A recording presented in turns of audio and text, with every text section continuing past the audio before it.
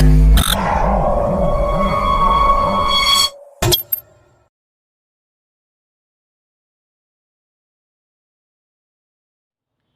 Morning dreamers. આજે આપણે ખૂબ જ અગત્યનું very very very IMP chapter કોષ વિભાજન શરૂ કરવા જઈ રહ્યા છીએ.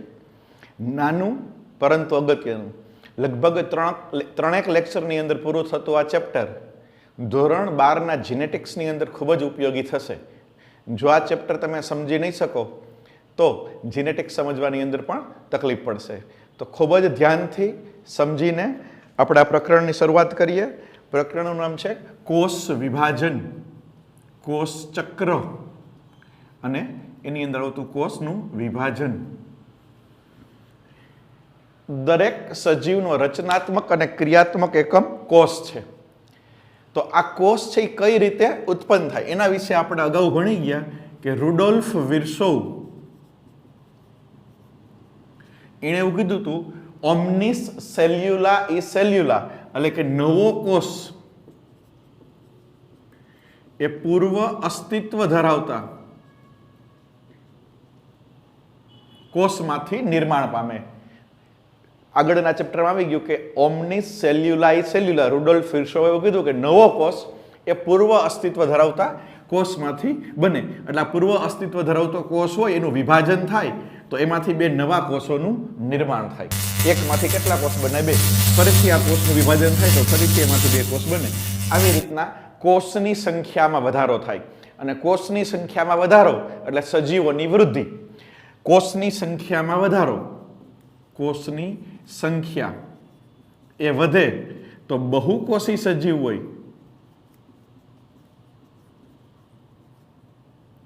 એમાં વૃદ્ધિ થાય. જ્યારે એક કોષી સજીવ હોય, એક કોષી સજીવ તો એક જ કોષનું બનેલો અમીબા હોય એકમાંથી બે થઈ જાય, અથવા તો બેક્ટેરિયા છે એકમાંથી બે થઈ જાય તો એની સંખ્યા વધી, કદ નથી વધ્યું, સંખ્યા વધી, એટલે એક પ્રકારનું પ્રજનન કહી શકાય. એને શું કહેવાય? વંશ વૃદ્ધિ થાય, એટલે કે પ્રજનન કહી શકાય. બેક્ટેરિયા એક હોય એનું વિભાજન થાય તો એકમાંથી બે થઈ ગયા, બે. આપણા શરીરમાં કોષનું વિભાજન થાય તો એકના બે થાય તો આપણે બે નથી થતા, પણ આપણા શરીરની વૃદ્ધિ, બાળક છે ધીમે ધીમે ધીમે મોટું થાય, વનસ્પતિનો છોડ ધીમે ધીમે મોટો થાય. તો બહુકોષી સજીવોમાં કોષ વિભાજનથી વૃદ્ધિ થાય, એક કોષી સજીવોમાં પ્રજનન અથવા તો વંશ વૃદ્ધિ એ કહી શકાય. તો રુડોલ્ફ વિર્સોવે એવું કીધું હતું કે નવો કોષ પૂર્વ અસ્તિત્વ ધરાવતા કોષમાંથી બને છે. સ્ટ્રાસબર્ગર એને એવું કીધું કે કોષ કેન્દ્રનું પણ વિભાજન થાય. કોષમાં આવેલી અગત્યની અંગિકા કોષ કેન્દ્ર, નવું કોષ કેન્દ્ર છે એ પૂર્વ અસ્તિત્વ ધરાવતા કોષ કેન્દ્રમાંથી ઉત્પન્ન થાય, આવું સ્ટ્રાસબર્ગરે જણાવેલું હતું. કોઈ પણ કોષ હોય, આ કોઈ પણ કોષ છે, એક આ એનું કોષ કેન્દ્ર છે, આ કોઈ મોટો કોષ છે, આ એનું કોષ કેન્દ્ર છે. તો અહીંયા આ કોષ કેન્દ્ર અને આ જે છે એને શું કહેવાય? કોષ રસ. એનો ગુણોત્તર લઈએ તો એને કહેવાય કેરિયોપ્લાઝમિક ઇન્ડેક્સ. એને શું કહેવાય? કેરિયોપ્લાઝમિક ઇન્ડેક્સ. કોષ કેન્દ્ર અને કોષ રસ, કોષ કેન્દ્ર અને કોષ રસ. તો નાનો કોષ હોય એમાં કેરિયોપ્લાઝમિક ઇન્ડેક્સ કેવો આવે? ઊંચો આવે. આની અંદર કેરિયોપ્લાઝમિક ઇન્ડેક્સ ઊંચો છે, આનો કેરિયોપ્લાઝમિક ઇન્ડેક્સ કેવો આવે? નીચો. શું કામ? તો કે કોષ કેન્દ્ર નાનું છે એટલે આની વેલ્યુ ઓછી આવે, જ્યારે કોષ રસ છે એનું પ્રમાણ વધુ છે એટલે આ વધુ છે, આ ઓછું અને આ વધુ, એટલે ગુણોત્તર કેવો આવે? નીચો આવે. જ્યારે કોષ કેન્દ્ર છે એની સાપેક્ષમાં કોષ રસ ઓછો હોય તો એનો કેરિયોપ્લાઝમિક ઇન્ડેક્સ કેવો આવે? ઊંચો. તો જેનો કેરિયોપ્લાઝમિક ઇન્ડેક્સ ઊંચો હોય એની કાર્યક્ષમતા વધુ હોય. કાર્યક્ષમતા કેવી હોય? વધુ. તો કયા કોષની કાર્યક્ષમતા વધુ હોય? નાના કોષની. આગળના ચેપ્ટરમાં બધું આવી ગયું, રિવિઝન છે. આ કોષ છે એ નાનો છે તો નાના કોષની કાર્યક્ષમતા વધારે, ક્રિયાશીલતા વધારે. શું કામે? તો કે એનો કેરિયોપ્લાઝમિક ઇન્ડેક્સ કેવો છે? ઊંચો. હવે મોટો કોષ છે, આ કોષ કેવો છે? મોટો કોષ છે. તો મોટા કોષની અંદર કેરિયોપ્લાઝમિક ઇન્ડેક્સ કેવો થાય? નીચો થાય, એટલે એની ક્રિયાશીલતા ઘટી જાય, ક્રિયાશીલતા ઓછી હોય. આથી આની ક્રિયાશીલતા વધારવા માટે એનું વિભાજન થવું જરૂરી, એટલે મોટા કોષમાંથી બે નાના કોષ થઈ જાય, એટલે કોષ વિભાજનની આવશ્યકતા. કે શા માટે કોષ વિભાજન કરવું પડે? તો કોષ વિભાજનની આવશ્યકતા શું થઈ? તો કે જેમ જેમ કોષની વૃદ્ધિ થાય, કોષનું કદ વધે, જેમ જેમ કોષનું કદ વધે તેમ તેમ શું થવા લાગે? તો કે એનો કેરિયોપ્લાઝમિક ઇન્ડેક્સ ઘટવા માંડે. કોષનું કદ વધે એટલે કેરિયોપ્લાઝમિક ઇન્ડેક્સ ઘટે. કોઈ પણ કોષની વૃદ્ધિ થાય, કોષની વૃદ્ધિ એટલે શું થાય? કોષનું કદ વધે. આથી શું થાય? કેરિયોપ્લાઝમિક ઇન્ડેક્સ નીચો થાય. આથી ક્રિયાશીલતા ઘટે. આવું ન થાય. કોષની વૃદ્ધિ થાય, કોષનું કદ વધે, કેરિયોપ્લાઝમિક ઇન્ડેક્સ નીચો થાય, ક્રિયાશીલતા ઘટે. આથી કોષનું વિભાજન થાય. કોષનું વિભાજન થાય. કોષનું વિભાજન થાય એટલે કોષનું કદ ઘટે. અને કોષનું કદ ઘટે એટલે કેરિયોપ્લાઝમિક ઇન્ડેક્સ ઊંચો થાય. અને કેરિયોપ્લાઝમિક ઇન્ડેક્સ ઊંચો થાય તો ક્રિયાશીલતા વધે. ક્રિયાશીલતા, કોષની ક્રિયાશીલતા વધી જાય જે ઘટી હોય. તો આ કોષ વિભાજન શા માટે જરૂરી છે એ અંગે.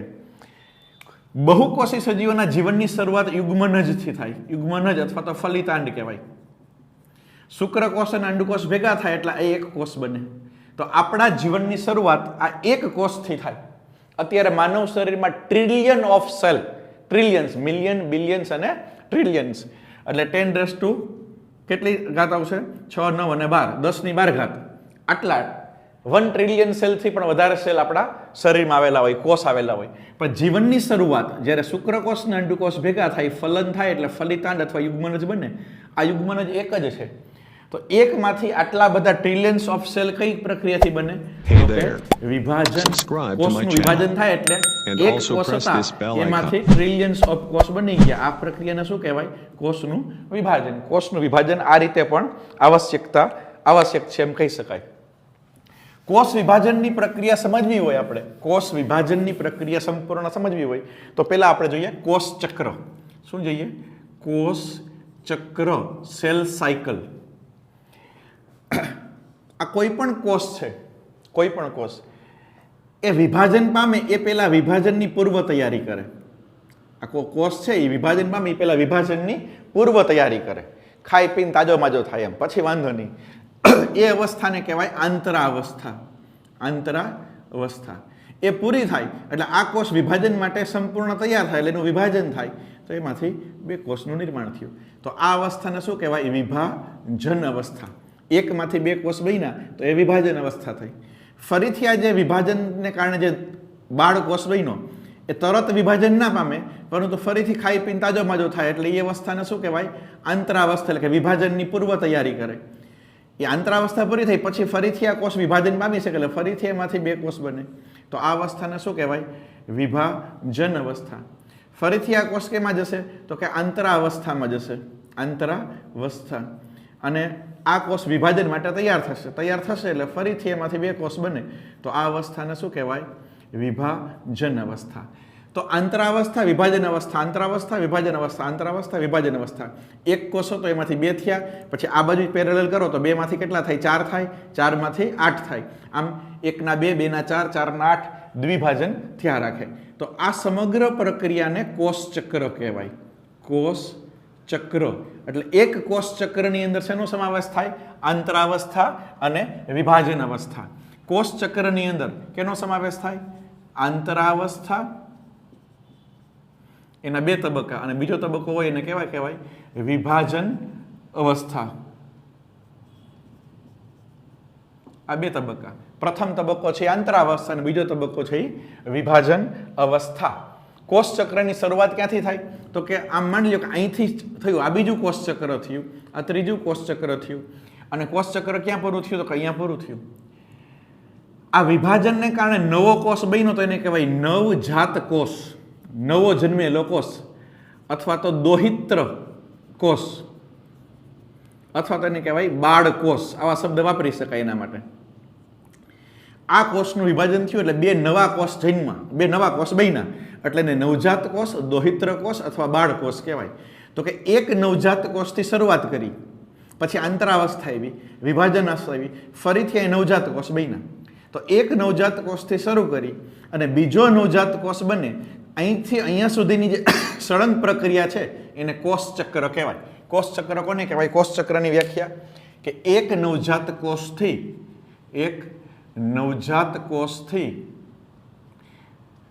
બીજો નવજાત કોષ સર્જન પામે ત્યાં સુધીની ક્રિયા એને શું કહેશું આપણે? કોષ ચક્ર કહેશું. એક નવજાત કોષથી શરૂ કરે એટલે અહીંથી શરૂ થાય અને અહીંયા પ્રક્રિયા પૂરી થાય એ દરમિયાન આ બે અવસ્થા આવે એને સંયુક્ત રીતે અહીંથી અહીંયા સુધીની અવસ્થા એને આપણે કોષ ચક્ર કહેશું.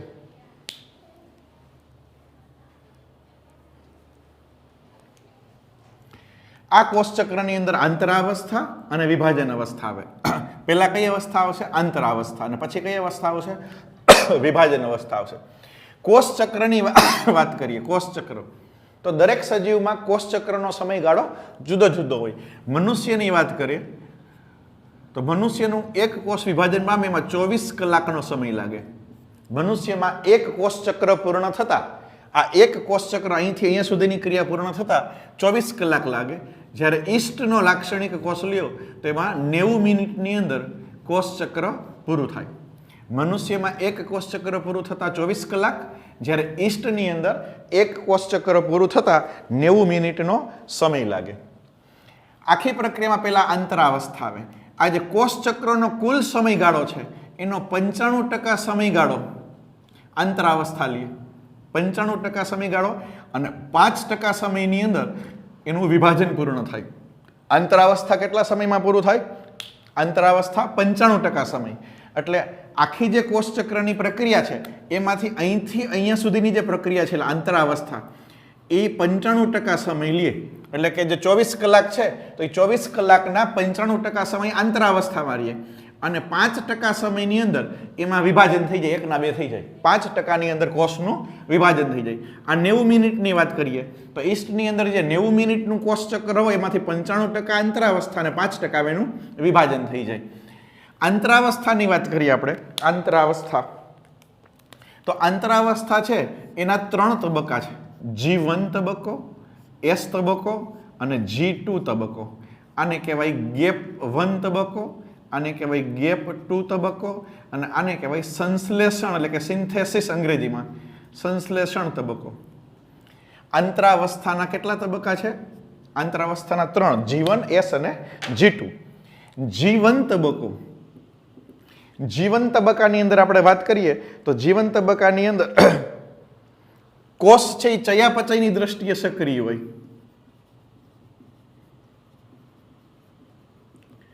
સક્રિય કોષ છે એની અંદર વિવિધ ચયાપચય ક્રિયાઓ છે દરેક છે થતી હોય. કોષ વૃદ્ધિ કરે, આ અવસ્થામાં કોષની વૃદ્ધિ થાય અને નોન હિસ્ટોન ક્રોમોઝોમલ પ્રોટીન બને. પ્રોટીન છે એનું સંશ્લેષણ થાય. નોન હિસ્ટોન, હિસ્ટોન સિવાયના પ્રોટીન, કોષ કેન્દ્રમાં જે રંગસૂત્રના બંધારણમાં હિસ્ટોન પ્રોટીન હોય એ નહીં, હિસ્ટોન સિવાયના પ્રોટીનનું સંશ્લેષણ પણ જીવન તબક્કામાં થાય. એસ તબક્કો જે સૌથી અગત્યનો, એમાં ડીએનએનું સ્વયંજનન થાય. અંગ્રેજીમાં એને રેપ્લિકેશન કહેવાય. રેપ્લિકેશન એટલે શું? તો કે ડીએનએનો એક અણુ છે એ બેવડાઈ જાય.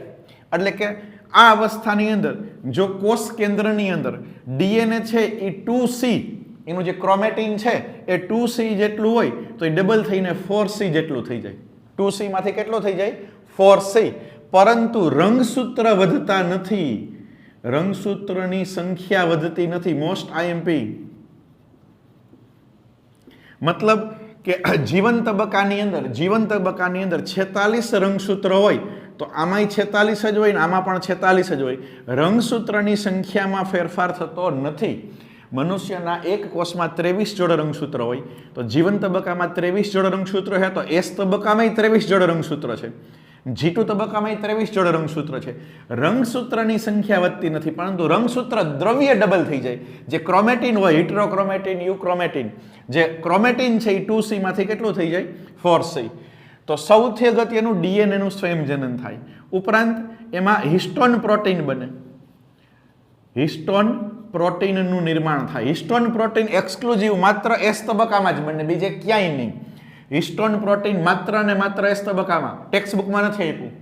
કોષ ચક્રમાં આંતરાવસ્થાના કયા તબક્કામાં હિસ્ટોન પ્રોટીન બને? માત્ર ને માત્ર એસ તબક્કામાં. અને તારા કેન્દ્ર બેવડાય, તારા કેન્દ્ર બેવડાય, સેન્ટ્રિયોલ્સ અથવા તારા કેન્દ્ર એકબીજાને કાટખૂણે ગોઠવાયેલા હોય, તારા કાય બનાવે. તો એકમાંથી ડબલ થાય, એકબીજાને કાટખૂણે ગોઠવાયેલી જે રચના છે આપણે જેને તારા કાય કહીએ, તારા કાય આમ કાટખૂણે ગોઠવાયેલી રચના હોય એ તારા કેન્દ્રને બેવડાવવાની ઘટના એસ તબક્કાની. એટલે એસ તબક્કાની 3 અગત્યની ક્રિયા ડીએનએ નું સ્વયંજનન, રેપ્લિકેશન, જે 2C માંથી 4C ખરે પણ એમાંય શરત રંગસૂત્રની સંખ્યા ન વધે, માત્ર રંગસૂત્ર દ્રવ્ય વધે. હિસ્ટોન પ્રોટીનનું નિર્માણ તારા કેન્દ્ર બેવડાય.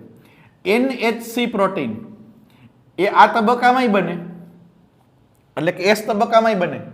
હિસ્ટોન પ્રોટીન માત્ર એસ તબક્કામાં જ બને, જ્યારે NHC પ્રોટીન છે એ 3 તબક્કામાં બનશે. ત્યાર પછી એવું G2 તબક્કો, G2 તબક્કો, G2 તબક્કો છે એની અંદર મોટે ભાગે ત્યાં સુધી પહોંચે ત્યાં સુધીની અંદર જેને કહેવાય ને કે વિભાજનની તૈયારી પૂર્ણ થાય. G2 તબક્કામાં વૃદ્ધિ આની જેમ જ વૃદ્ધિ થાય, કોષની વૃદ્ધિ થાય, NHC પ્રોટીન બને, નોન હિસ્ટોન ક્રોમોઝોલ પ્રોટીન ત્રણેયમાં બને, આમાં પણ બને, આમાં પણ બને, આમાં પણ બને, અને વિભાજનની પૂર્વ તૈયારી થાય. વિભાજન માટે સંપૂર્ણ તૈયાર. પણ G2 તબક્કામાં વિભાજન માટે સંપૂર્ણપણે તૈયાર થાય. આ અંતરાવસ્થા છે. કોઈ પણ કોષ વિભાજન પામે, આ કોષ છે 1 ના 2 થયા એ પહેલા આ અંતરાવસ્થામાંથી પસાર થયા. આ અંતરાવસ્થામાં એક સમગ્ર કોષ ચક્ર જે મનુષ્યમાં 24 કલાક લાગે તો 24 કલાકના ઓલમોસ્ટ 95% એ 95% શેમાંથી પસાર થાય? 24 કલાકના 95% આ 3 પ્રક્રિયામાંથી પસાર થાય. જીવન તબક્કામાં ચયાપચયની દ્રષ્ટિએ સક્રિય અને વૃદ્ધિ થાય, NHC પ્રોટીન બને, નોન હિસ્ટોન ક્રોમોઝોલ પ્રોટીન. એસ તબક્કામાં ડીએનએ નું સ્વયંજનન થાય, રંગસૂત્રની સંખ્યા વધે નહીં પરંતુ રંગસૂત્ર દ્રવ્ય બેવડાય. હિસ્ટોન પ્રોટીન એક્સક્લુઝિવ માત્ર એસ તબક્કામાં જ બને, તારા કેન્દ્ર બેવડાય, અને G2 તબક્કામાં વૃદ્ધિ, NHC પ્રોટીન અને વિભાજન માટેની સંપૂર્ણ તૈયારી થાય. કેટલાક કોષો એવા છે, કેટલાક કોષો કે જે વિભાજન પામતા નથી, તો એ G1 તબક્કા પછી એસ તબક્કો અને G2 ના આવે, G0 તબક્કામાં પ્રવેશે. G0 તબક્કા, G1 પછી શું આવી જાય? G0, G1, G0 પછી આ 2 તબક્કા એની અંદર જોવા મળતા નથી, એટલે એનું વિભાજન જ ન થાય. જ્યાં સુધી આ 2 તબક્કા પૂર્ણ ન થાય ત્યાં સુધી વિભાજન ન થાય. તો G0 તબક્કો એટલે એવો તબક્કો જેમાં કોષ વિભાજન થતું નથી, અટકી જાય. અટકી જાય એટલે ટેમ્પરરી સસ્પેન્ડ થઈ જાય, ટેમ્પરરી સસ્પેન્ડ. ફરીથી જરૂર પડે તો થાય. કયા કોષો? તો કે ચેતાકોષો, માનવ શરીરના કયા કોષો? ચેતાકોષો, હૃદયના કોષો, સ્નાયુ કોષો અને અસ્થિ કોષો. ચેતાકોષ, હૃદયના કોષ, સ્નાયુ કોષ, અસ્થિ કોષો, આ બધા કોષો એવા છે કે જે સામાન્ય રીતે એને વિભાજનની જરૂર પડતી નથી, એટલે કે ક્યારેય વિભાજન નથી પામતા, અથવા તો જીવનના અમુક તબક્કે જ વિભાજન પામે. તો જ્યાં સુધી એને વિભાજન ન પામવું હોય ત્યાં સુધી શું કરશે કે જીવન તબક્કો થાય અને પછી કેમાં પ્રવેશે? G0.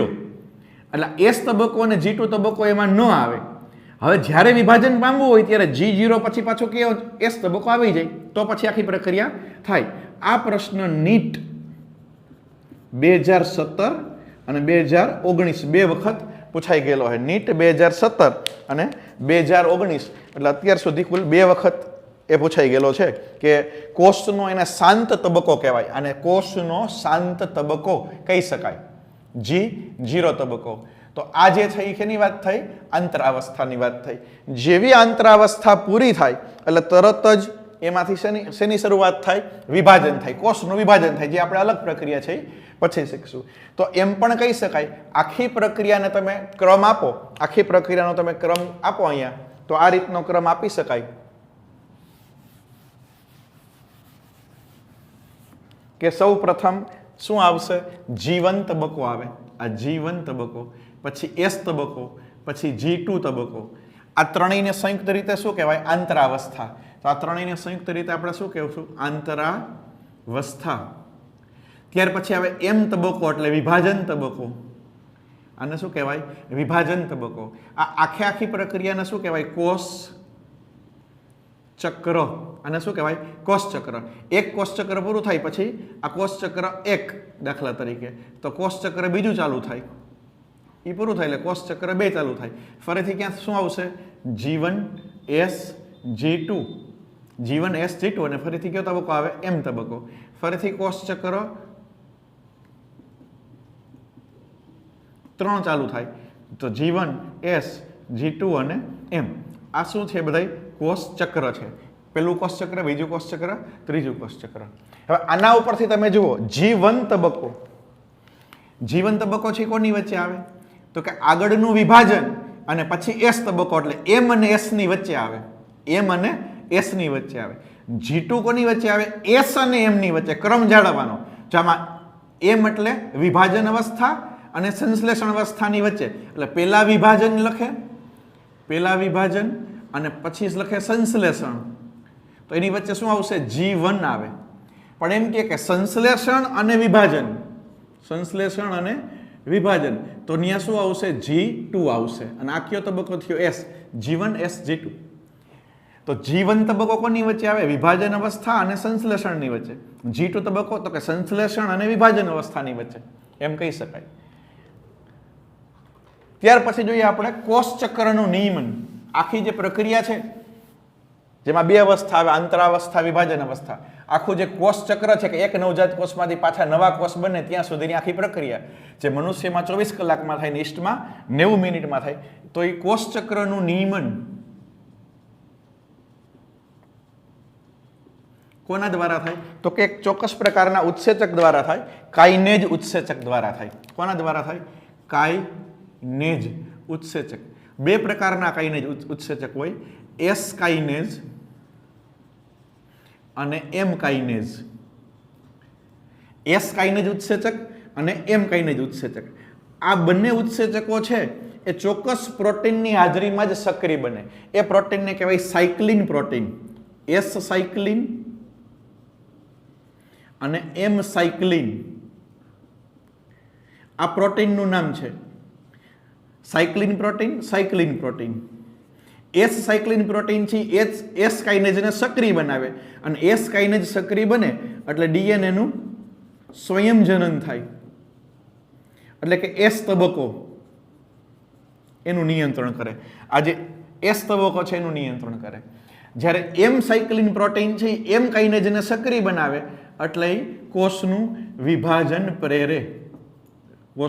વિભાજન પ્રેરે તો M તબક્કાનું એટલે S તબક્કાનું નિયંત્રણ અને બીજા કયા તબક્કાનું M તબક્કાનું એટલે કે વિભાજન તબક્કો એટલે આને M તબક્કો કહેવાય એનું નિયંત્રણ કહી શકાય એનું વિભાજન પ્રેરે તો કોષ ચક્રનું નિયમન કોના દ્વારા થયું કાઇનેજ એને કહેવાય CDK સાયક્લિન ડિપેન્ડન્ટ કાઇનેજ કે એટલે કાઇનેજ પણ આ કાઇનેજ થી કોના ઉપર આધારિત છે તો કે પ્રોટીન ઉપર કયા પ્રોટીન ઉપર તો કે સાયક્લિન પ્રોટીન તો સાયક્લિન ડિપેન્ડન્ટ રહેવું એટલે એના ઉપર આધારિત રહેવું તો સાયક્લિન પ્રોટીન ઉપર આધારિત કાઇનેજ એટલે એને CDK કહેવાય કાઇનેજને શું કહેવાય CDK સાયક્લિન ડિપેન્ડન્ટ કાઇનેજ એ ઉત્સેચક S કાઇનેજ M કાઇનેજ S કાઇનેજ છે સક્રિય બને S પ્રોટીનથી સાયક્લિન પ્રોટીનથી એટલે DNA નું સ્વયંજનન થાય જ્યારે M કાઇનેજ છે M સાયક્લિન પ્રોટીનથી સક્રિય બને તો વિભાજન થાય તો આ કોષ ચક્રનું આપણે નિયમન જોયું એટલે કોષ ચક્રનું નિયમન અને આંતરાવસ્થા વિભાજન અવસ્થા એટલે કે કોષનું વિભાજન થાય જ્યારે